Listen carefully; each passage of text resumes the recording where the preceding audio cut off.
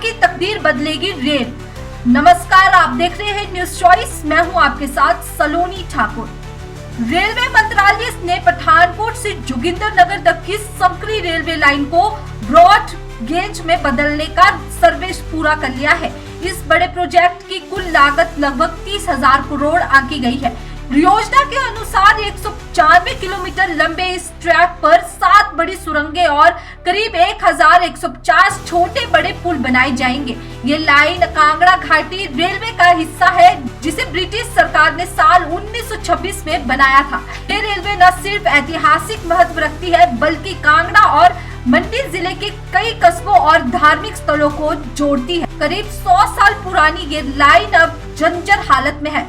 पिछले 20 से 25 सालों से इस पर सुधार का कोई बड़ा काम नहीं हुआ है और कई जगहों पर ट्रेनों का संचालन भी ठप पड़ा है।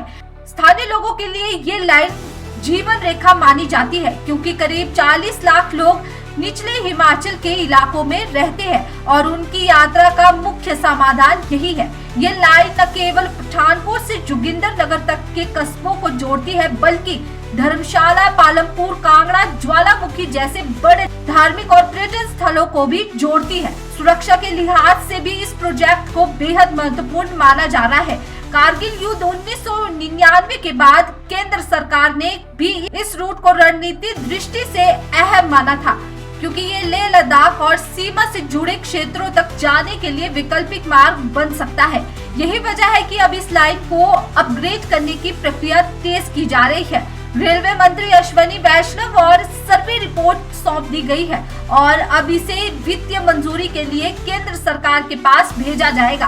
मंजूरी मिलने के बाद विस्तृत परियोजना रिपोर्ट DPR तैयार की जाएगी और फिर निर्माण कार्य शुरू होगा।